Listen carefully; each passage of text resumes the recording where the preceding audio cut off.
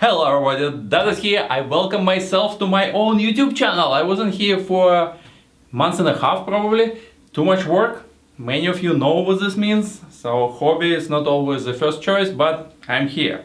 And today we will look on brand new BH8 case from a Caselabs, which is the biggest case in the BH series, which coming with very small compact cube size cases to this one.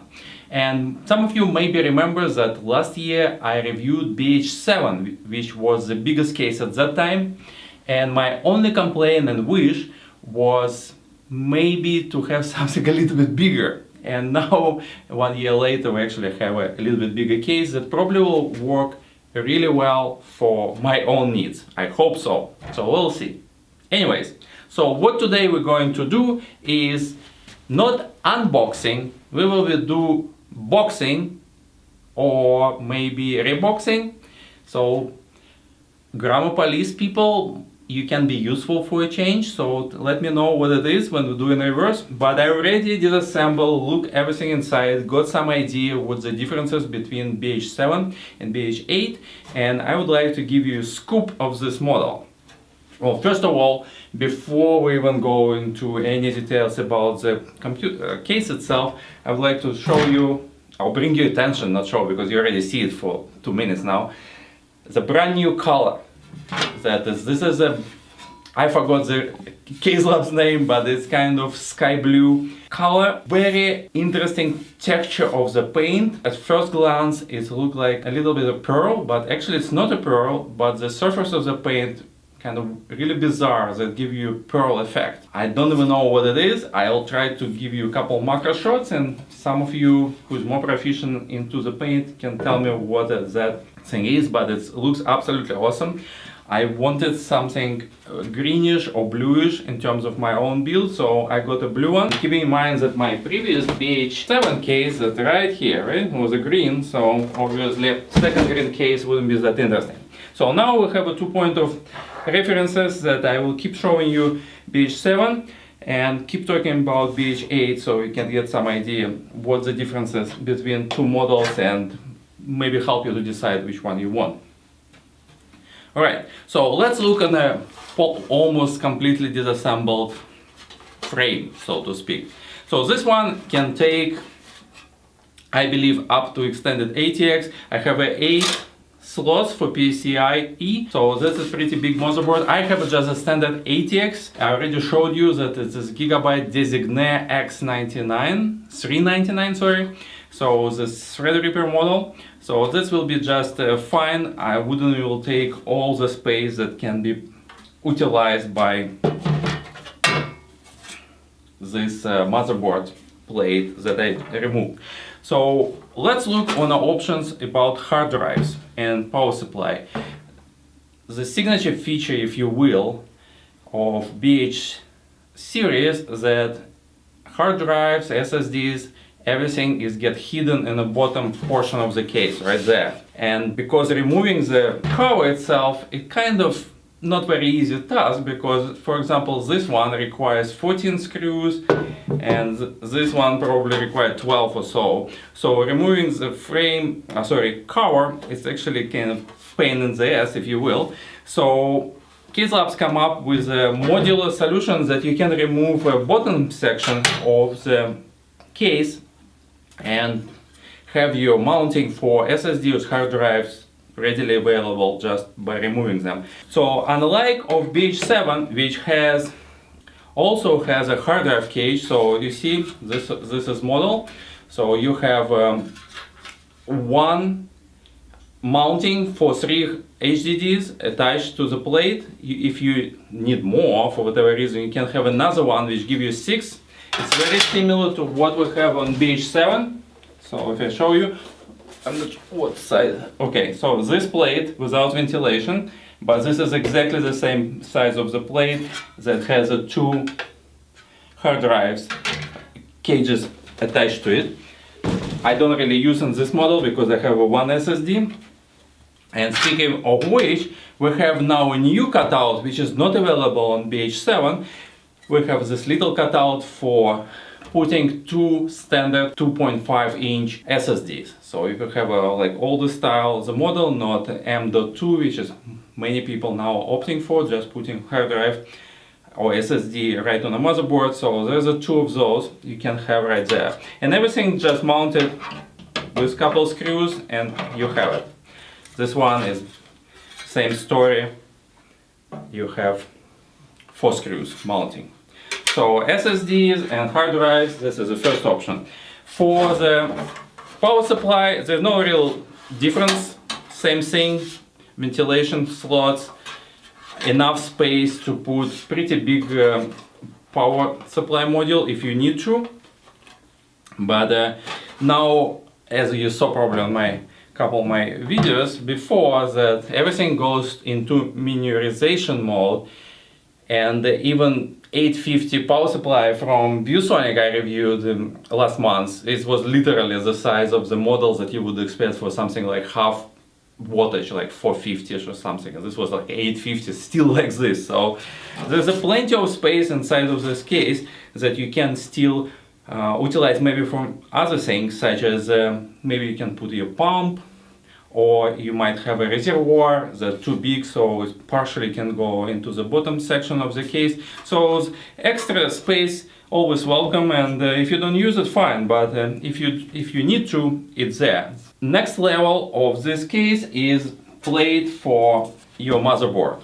It's removable if you need to, although it's not really necessary to remove this plate to put your CPU block and everything, because you actually can access everything from those cutouts. So it's up to you if you want to do it. You also can remove all this top mounting for your radiators and all these ribs that make this case more sturdy. So access to the box itself is not really a problem at all. But it's nevertheless, this is removable if you want to work on your motherboard installation and CPU block installation separately on the desk. It's possible. You just put it back afterwards, and with 4 screws it's get mounted. Now there's additional sections that you may use or may not use. So when it's installed, it looks like this. So you see you have everything more covered and hidden in terms of like cables and all this business that goes on the bottom. But as I said, if for whatever reason, for example, you want to mount a reservoir on one side of the front of the case, and actually if it's all you have is this much, it's really short reservoir, let's be real about it. But if you remove this plate and allow a reservoir go into the bottom section, then you have a little bit more space. I probably will remove it because I think I maybe use something like D5 and reservoir pump combo thing, which can go on the bottom section, while the actual reservoir section, which you can see, can be on the top. That's the plan so far. It not always happens the same way as I envisioned in the beginning, but original plan is that. There's another difference that I forgot to mention, but it's actually probably one of the biggest additions to BH8 versus other models, that if you might remember last year I said that, hey guys, we have a kind of unused space on the front of the computer, and I said like, why don't we put 525 cage right there? And I don't know if Caselabs listened to me or it's come up as a kind of obvious thing, but you can see that now we have a cutout for 525 device, and with your accessories you have a set of rails and brackets, so you can attach that 525 device there.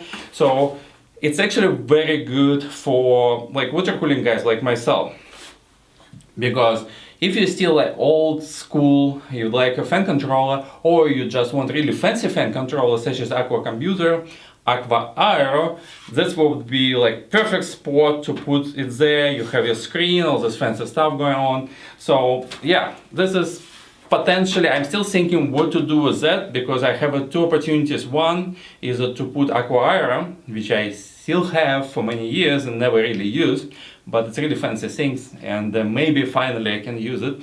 Or maybe still put one of hot swappable cages for hard drives, and then when my SSDs get full of all the footage from videos and things like this, I can keep dumping old footage on hard drives and put them aside.